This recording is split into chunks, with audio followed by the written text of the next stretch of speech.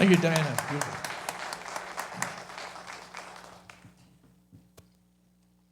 Diana, Todd, Kent, and Brian. We are so blessed to have such great music, especially at this time of year, right? Okay, so I want you guys to be awake today because I'm going to be asking you to respond sometimes. So we are blessed to have such great music at Christmas, right? Yeah. There you go. All right. I'm going to begin on kind of a down note and let you in on a little secret that ministers usually keep amongst themselves. We get really tired of Christmas sometimes. We love the decoration and the being together, but we get tired of doing the same services over and over again every year, the same lessons over and over again. Every year, sometimes we even get tired of standing on the platform. You know the story. We tell it every year. A young virgin becomes pregnant by mysterious means. Her betrothed almost disowns her and then decides to stick by her. They travel to Bethlehem. A baby is born. Angels sing. Another angel freaks out a bunch of shepherds. And a bunch of wise guys come and visit.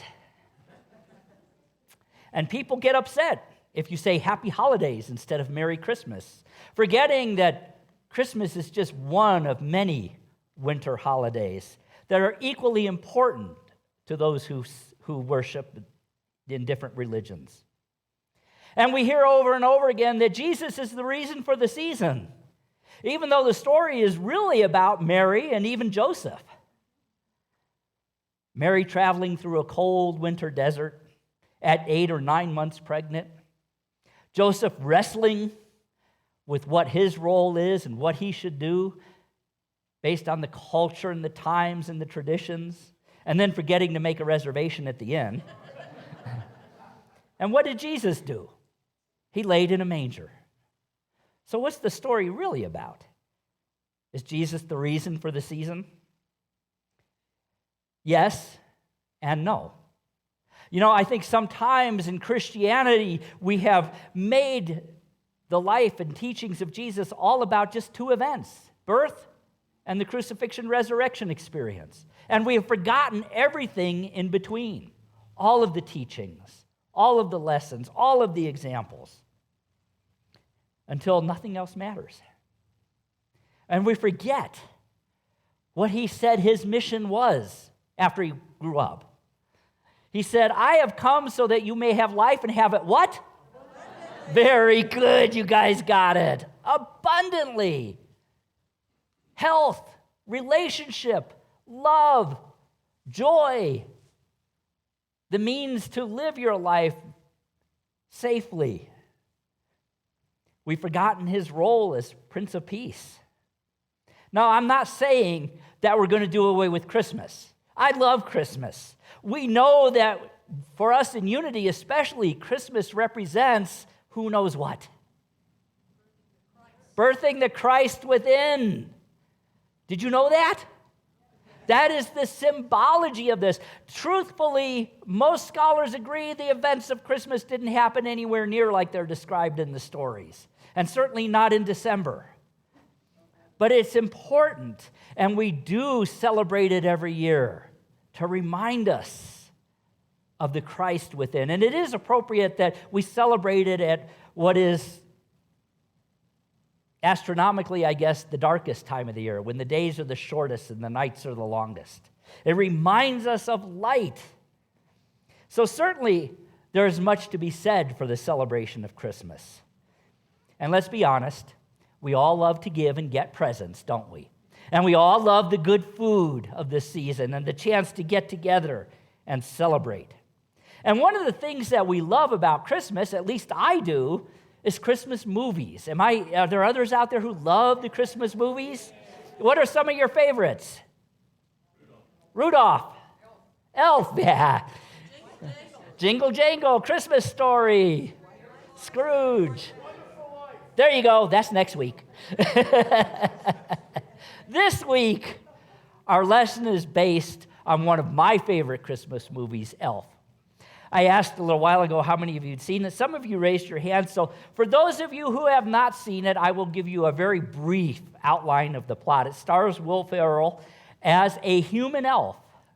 He was born in an orphanage when Santa came to visit, and he escaped out of his crib and crawled into Santa's sack and accidentally got taken back to the North Pole. And when he crawls out of the bag at the North Pole and all of the elves are standing around, they have a dilemma because no human being has ever been to the North Pole, but this is a baby. What are they going to do? Well, elves are the representation of unconditional love. So, of course, they take him in and they raise him as one of themselves. He's adopted by no less than Bob Newhart, Papa Elf. You can imagine what that's like. And he learns all of the tools and all of the philosophy of being an elf in Santa's workshop. But he's also human, although he does not yet realize this. And one of the challenges he has is he doesn't have the nimble fingers for making toys, and he's big, much bigger than everybody else at the North Pole. And one day, he overhears a couple of his other elves talking, and they're saying how much they love him, but he's just such a klutz, and he can't keep up with the workload. But they say the good things about him, too. They say, well, he sings baritone. We don't have any baritones. And he's good at changing the batteries in the smoke detectors. But all of a sudden, he has this awakening. He says, wait a minute. Yeah, I never realized it. But I am different. And we've all had this time in our lives when we go, I just don't seem to fit in. And so he talks to Papa Elf, and Papa Elf says, well, Buddy, his name is Buddy. He says, I have to tell you the truth. You were born human. Your father is an executive at a children's publishing company in New York City, and he is on the naughty list. Well, Buddy says, well, I want to meet my father. And so he sets out on this journey to New York City. And he goes through the 7 levels of the candy cane forest, through the sea of swirly, twirly gumdrops, and then walks through the Lincoln Tunnel and arrives in Manhattan, where he discovers his father works in the Empire State Building. And his father has gotten all caught up in materialism and commercialism. And he has lost the Christmas spirit. So here comes Buddy walking into his office in his elf suit with his elf ways. And he finds that he also has a stepmother and a half-brother. And so they take him in, and Buddy gets a job as you guessed it, an elf in a department store, where he meets a girl and falls in love with her. And then he gets fired for accusing the mall Santa of being a fraud, because he knows the real Santa. Then he unintentionally insults a writer of children's stories and gets thrown out into the streets by his own father for ruining his career. Of course, while he's out there, he runs into Santa, who has crashed in Central Park, and together with his half-brother, they rescue Christmas. His father has a great awakening, and they all live happily ever after. Very cute story, great movie, a lot of fun, but there's lessons contained in Buddy's philosophy throughout the movie. And they hold the real message of Christmas. They are nothing more nor less than a modern packaging of the very same teachings that Jesus brought. So let's take a look at the lessons that Buddy the Elf brings to us about Christmas. Number 1, spread Christmas cheer. And the best way to spread Christmas cheer, who knows it, is to sing loud for all to hear. We sing loud. We sing loud not just on Sunday mornings with our great musicians. We sing loud when we speak words of love, words of hope, words of faith, words of encouragement and empowerment. And speaking loud seems like an easy thing to do, isn't it? But not when people are not into it around you. You ever been in a group or a situation where you're trying to speak words of encouragement and everyone around you is speaking of words of woe and doom and gloom? But that's one of the great things about Buddy the Elf. He doesn't care if other people are cheerful or not. He looks only on the positive, on the things around him, and he points them out to others. One of my favorite scenes in the whole movie is he's walking down a street in Manhattan, and he sees a coffee shop, and it's kind of a dingy, rundown coffee shop, but they have an old, fly-specked, worn-out sign that says, "World's Greatest Cup of Coffee." What does Buddy do? Now, you and I would know it's probably not going to be the world's greatest cup of coffee, but Buddy throws open the door and walks in and says, "Congratulations, you did it! The world's greatest cup of coffee, way to go!" And they're all staring at him. And he smiles and says, "Hi," and then turns around and leaves. He looks for the positive things. Even if they're not really there, the potential is there. The energy is there. The possibility is there. And he points them out to others.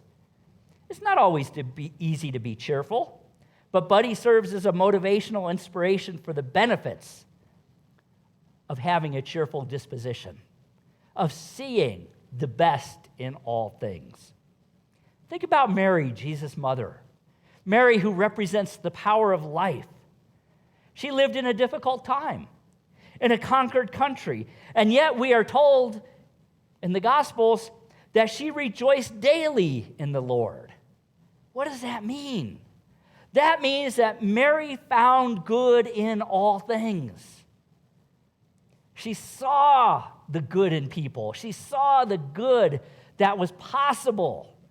And she created the energy to carry the Christ within her, to bring forth the Christ into expression. Jesus did the same. Think about the things he said when he grew up. You are the light of the world. You and you and you and you. You are the salt of the earth. You and you and you, all of us, every one of us. He reminded us of who we were. He saw the good, sons and daughters of the Most High. Wine, where there was only water before, like a good cup of coffee in a not-so-good coffee shop. So that's the first thing. The next one is make smiling your favorite. Buddy the elf says, I just like to smile. Smiling's my favorite. Smiling is a small thing that we can do. That's actually a big thing. For the small act of smiling can change someone's entire day. Their entire day. My grandson and I were out Christmas shopping at the mall yesterday, and we walked up to this one place. I can't tell you where because Novella's in the room. We walked up to this one place to buy a gift, and this kid who was probably about 19 years old or so was obviously exhausted. I mean, he was just wiped out. I handed him my card to pay for our purchase, and he says, will that be cash or card? And I kind of chuckled and smiled at him, and I said, it's been a long day, huh? And he says, oh, yeah. He says, it has been so long. I'm so sorry. I said, don't be sorry. We've all been there. I know. And I smiled, and John smiled, and guess what? He smiled. And he was filled with a new energy. He was able to see the humor in it. He was able to get just that, maybe that boost that carried him through the rest of the day. A small act can change someone's entire day. Next time you see someone you know, or even somebody you don't, remember Buddy's quote above and make smiling your favorite. Smile, not just with your lips, but with your eyes. Greeting someone can transform an interaction and set a pleasant tone for that person for the entire rest of the day, and for you as well. And if you aren't going to be seeing anybody on a particular day, guess what? Look in the mirror and do what? Smile. You are just as worthy of a crazy morale booster as everybody else. It may be the most powerful way we have to let our light shine. The next lesson Buddy taught was be yourself, even when it's hard to know who you are. Buddy told somebody, actually, I'm human, but I was raised by elves. From the beginning of the film, Buddy is struggling with his identity. Having been raised by elves and then finding out he's human, he struggles to figure out where he fits in the world. He might look like a human, but he most certainly acts like an elf. And nevertheless, he strives to be himself. And even when that self sticks out dramatically in the world around him, it would have been much easier for him to learn to fit in, to learn to conform, to learn to dress like everybody else. And he actually tried it. He tried to dress like a New York executive, like his father, with the coat and the hat and all of that.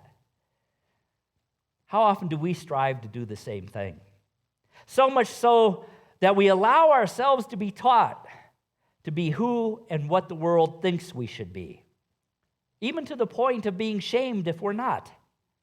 And yet, If we are created in the image and likeness of God, what does that mean? Take a look at the universe that God created. There is unimaginable diversity. Every time an astronomer looks out and they think they're going to look at a galaxy that's like all the other galaxies, they find something that defies understanding, that is so different that we have to stretch our knowledge and our understanding. We find something so unique that it causes us to start our thinking all over again. That is why in unity we say, God and unity and I love you exactly as you are. And I really think we should change saying to the kids, we love you just as you are, to exactly as you are. You are the expression of God. Do not conform to the pattern of the world, it says in the Gospels, but be transformed by the renewing of your mind. What is the renewing of your mind?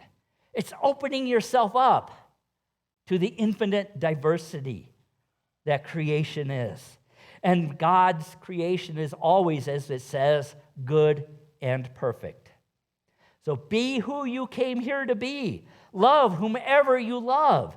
Express your talents in whatever way is yours to express. And if you are being true to who you are, you will be pleasing to God, because God is you, expressing as yourself.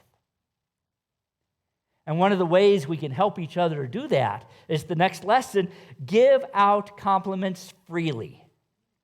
Give out compliments freely. There's one scene where Buddy walks into his father's office, and you can tell it is not a happy place to work.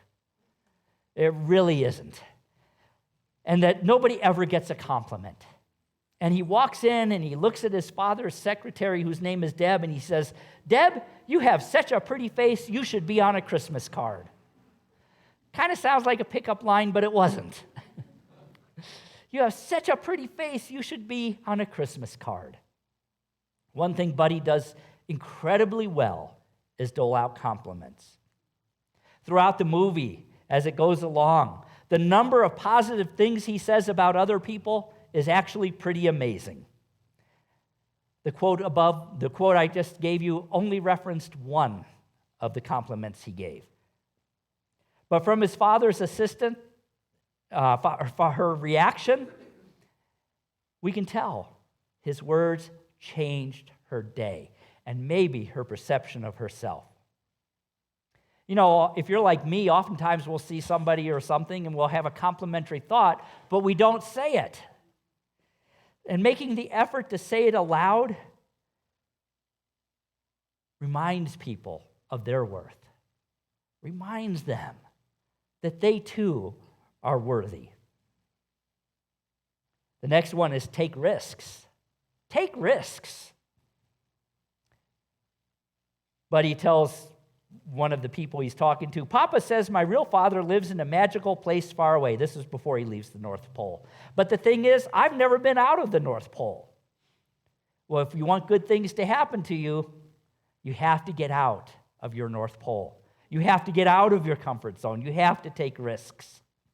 When Buddy finds out he's not actually an elf, and though he's never been out away from the North Pole, he decides to bravely take that journey to New York City, through the Lincoln Tunnel, and through all of the challenges along the way. It's the kind of risk a lot of people would be hesitant to take, but it's just the kind of risk that has great rewards. Doing something different, breaking out of your comfort zone. Think about Mary in the Christmas story. Here's a young woman, a young girl actually, who makes the choice. Mary did not have to go with Joseph. Understand that. There was no law that said Mary had to go with Joseph to be counted in the census and pay taxes. But she made the choice to leave and go with him. What if she had stayed home? The Christmas story, if it took place at all, would be entirely different. Take a risk. Sometimes just giving somebody you don't know a compliment is a risk. And then the next lesson is don't give up. Like Buddy, who passed through the 7 levels of the candy cane forest, through the sea of swirly, twirly gumdrops, and then through the Lincoln Tunnel. It's just one example of persistence, and Buddy's persistence and perseverance as demonstrated in the film. More than once throughout the film, he's faced with challenges, but instead of complaining or stressing about them, as many of us do, he takes them head on and does whatever he needs to do to move through them, to grow through them. There's many times throughout the movie where Buddy is put down, and it would have been so much easier for him to give up and just go back to the North Pole where he knew they would accept him. But as the positively inspiring elf that he is, he doesn't give up. He works harder, he works smarter, and he never loses the positive attitude. Not one time. The next lesson, speak your mind. Not with the energy of, I'm right and you're wrong. That's not speaking your mind. That's speaking your ego. Speak your mind. Tell the truth. Stand in your truth. Buddy tells his girlfriend, who loves to sing and has a beautiful voice but is afraid to sing in public. He says to her, if you can sing alone, you can sing in front of other people. There's no difference. In another conversation with her, he explains to her not only that there is no difference, but you really don't have to be good. And he says, watch. And he sings, I'm here, I'm in a store, I'm singing. And it's pretty bad. But he does it with joy. He does it with confidence. And though she strongly disagrees with this point, he doesn't mind, and he keeps doing what he can do to convince her to sing until she saves the day with Santa by getting everybody to sing together in Central Park. It's only one example. He's not afraid to tell people throughout the film he loves them, even if he's never met them. He's not afraid to tell Santa in the mall that he's a fraud. He'll speak the truth and his mind without hesitation, something most of us are afraid to do. We could all learn a thing from him about being honest and open. Another one is, let life excite you. How many of you are excited, excited about life? Yeah. All right, good. There's a scene in there where he's waiting for his half-brother who's in middle school to get out of school, and he's been waiting outside the school all day, sitting on some steps across the street. And he sees his brother come out, and he says, hi, guess what? I saw a dog today. Do we get excited about the little things? Do we get excited about the smell of pinon in the air? Or the sun as it comes up over the sandias? Or a bird chirping outside our windows? The most mundane things excite Buddy in the movie. And there's not a bit of him that holds back from that excitement. Can you imagine what the world would be like if we all made up our minds to be as happy as Buddy? If everyone looked at the world around them with utter excitement and expectation?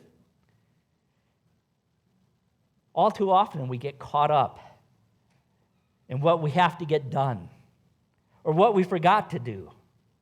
And we forget to be really present in the moment and really enjoy the moment. Be here now, as Ram Dass says. Be here now in this moment, in this experience. The next lesson is show affection. There are several times throughout the movie where Buddy says, does somebody need a hug? Once to a very angry author, and once to a probably rabid raccoon. But he never stops. How often do we show that affection? We say, I do what I can do to be affectionate, but I can honestly say that sometimes I forget. That sometimes I get caught up. My mind is somewhere else. Now, I wouldn't recommend hugging everybody like Buddy does, and certainly not rabid, angry raccoons. But I do think there's a lesson to be learned, and we can give hugs energetically. Showing affection is a great way to connect with others and make their lives and yours more positive. And finally, do what you love. Do what you love. You came here with something specific to do in this life. Do what you love. There's a scene where Buddy's talking to his biological father who thinks he's totally weird and off the wall. And he's telling him, let's spend the day together. I've made a list of what we can do. First, we'll make snow angels for 2 hours. Then we'll go ice skating. Then we'll eat a whole roll of Toll House cookie dough as fast as we can, and then we'll snuggle. So if there's a lesson to be taken away from this film, it is do what you love. Do what you love. Make your own path. Walk your own path.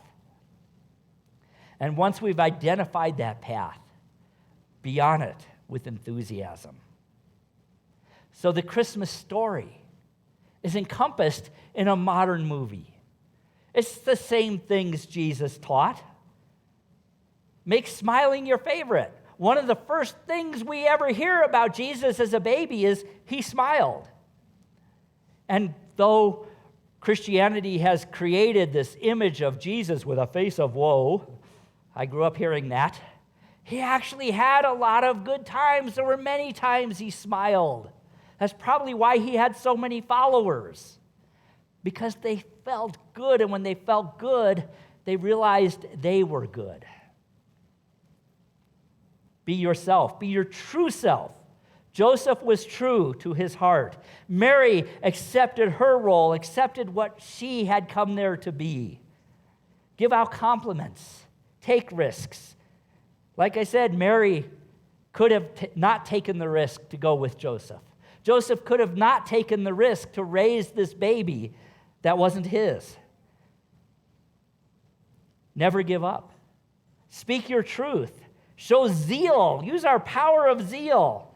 And show affection and do what you love. These make up the Christ light. These make up your light. And now is the time to birth the Christ anew in each and every one of us. Novella wrote a blog earlier this week about this legend of Santa Claus we have. And I want you to know Santa will be here next week, and our Santa is a great Santa. He's different. But the legend of Santa Claus says that Santa has a nice list and a naughty list. But there was also a person called St. Nicholas, who was a real person. And St. Nicholas didn't distinguish who he gave gifts to. He gave them to the rich and the poor, the good and the bad, the nice and the naughty. He did not judge.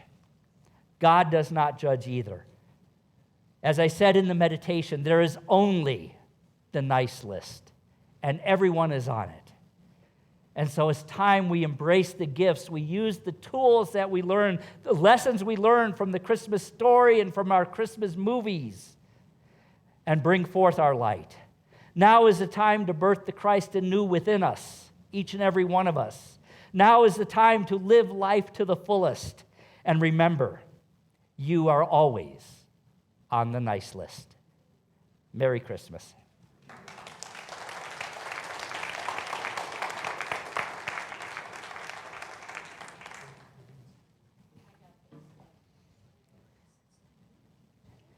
Okay, do what you love. I happen to love Eartha Kitt. So for those of you who know Christmas tunes, one of my favorites is Santa Baby by Eartha Kitt. However, it isn't quite appropriate. It's kind of materialistic. So with apologies to Eartha Kitt, I rewrote the lyrics. So here's my version of Santa Baby.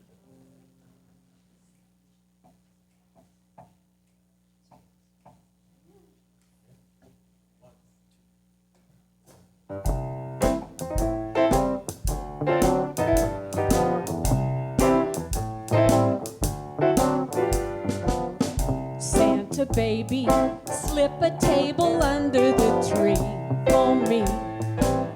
Let's feed the hungry this year, Santa Baby. That'll make this Christmas just right.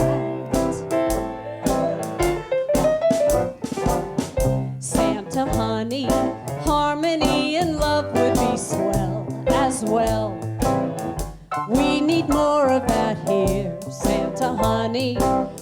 would make this Christmas so bright. Think of all that I have missed, with only toys and goodies on my Christmas list. Next year would be oh so sweet if my new list was all complete. Santa sweetie, forgot to mention one little thing. This spring, let's bring peace to the world. Santa sweetie, then every single day will be bright.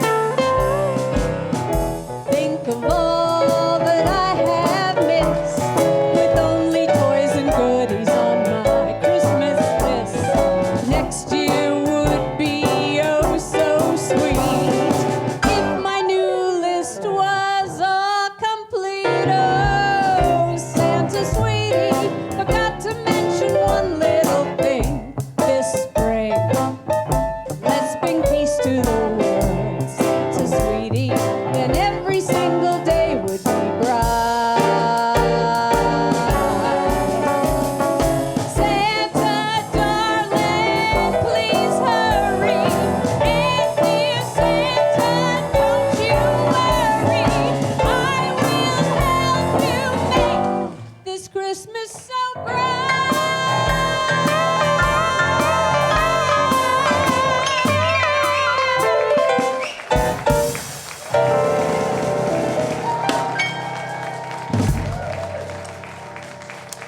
All right. One more time. I see the kids out there. Let's go.